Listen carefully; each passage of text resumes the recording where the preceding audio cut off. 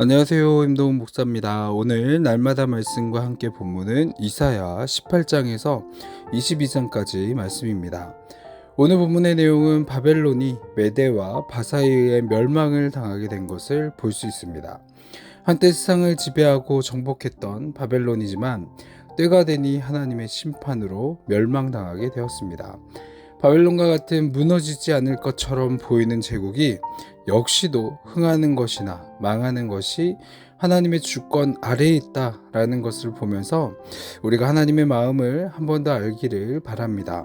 우리가 21장 1절에서 2절의 말씀을 보면 바벨론의 멸망에 관한 예언이 주어진 것을 볼 수가 있는데 1절 제일 앞부분을 보면 해변 광야에 대한 경고라고 나옵니다. 여기서 해변 광야는 바벨론을 가리키겠죠. 이제 바벨론은 멸망시킬 적병들이 몰려올 것이라고 선지자가 말하고 있는 것입니다. 그들이 네겝 회오리 바람처럼 몰려온다고 합니다.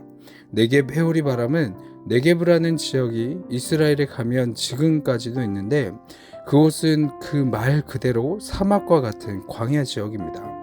뜨거운 열기가 가득하고 모래와 흙으로만 덮여져 있습니다. 그 회오리 바람은 열기와 모래는 뒤덮여 있기 때문에 그 회오리 바람이 불어 닥친다면 그것을 맞이하는 곳은 잔혹한 폭풍에 시달리게 될 것이죠. 이 바벨론이 얼마나 혹독한 재난과 참상을 당하게 되는지 이사야 선지자에게 이 예언이 혹독한 묵시가 되어서 주어지고 그 사실을 들었음에도 불구하고 그들은 회개하지 않고 돌아오지 않습니다. 결국에 국가의 흥망성쇠는 하나님의 손에 있습니다. 주권을 가지신 하나님은 전쟁을 일으키기도 하시고 승패를 가르기도 하십니다. 2절 말씀을 보면 그의 모든 탄식을 내가 그치게 하였노라 하시도다 라고 말씀을 합니다.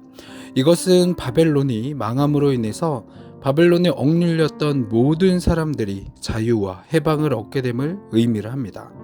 이사야 선지자는 이 말씀을 자신이 듣고 보았으므로 확신 있게 선포를 합니다. 이것이 바로 믿음이죠. 믿음은 바라는 것들의 실상입니다. 하나님의 종인 이사야는 이와 같이 듣고 본 것들에 대해서 확신을 가지고 선포를 하고 있습니다. 하나님의 백성은 어떤 사건을 만나던 항상 그 뒤에 보이지 않는 하나님의 손을 볼 수 있어야 합니다. 그리고 하나님을 경외하고 겸손히 회개할 수 있어야 합니다. 우리는 이미 모든 구속 사역을 본 자들입니다. 그렇기 때문에 우리에게는 자유와 희망과 감사가 있다는 사실을 잊지 마시고 오직 하나님께만 영광 돌리며 살길 바랍니다. 바벨론의 재난이 어떻게 이사야 선지자에게 고통이 되어질까요? 바벨론은 유다를 멸망시킨 나라입니다.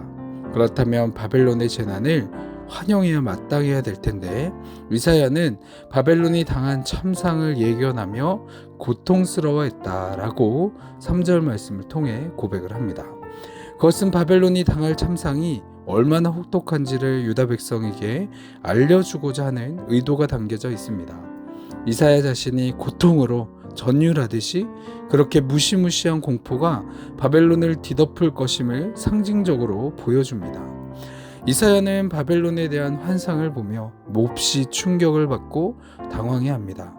바벨론 사람들이 당할 참상이 너무 끔찍해서 공포로 떱니다. 그러나 바벨론은 오히려 흥청망청 연애를 베풀고 있고 그들의 무서운 재난이 닥칠 거라고 생각하지도 않습니다. 죄인들은 자신들의 파멸을 생각하지 않습니다. 멸망당한 자들은 마지막에 자신의 멸망을 깨닫지도 못하고 인정하지도 못하죠. 마지막으로 6절에서 10절의 말씀을 보면 임박한 파멸을 앞두고 바벨론은 깨닫지 못하고 여전히 세상의 쾌락에 빠져 있는 모습을 봅니다. 하나님은 선지자에게 명령하십니다. 파수꾼을 세워 무슨 일이 바벨론에 일어날지 지켜보라는 겁니다. 바벨론을 멸하려고 전진해오는 군대를 똑똑히 보라는 겁니다. 하지만 바벨론은 하나님의 엄중한 심판을 목전에 두고도 깊은 방종과 안일의 잠에 빠져 있었습니다.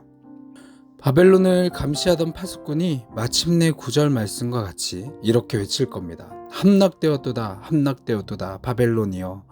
바벨론은 메대와 바사의 연합군에 정복당합니다.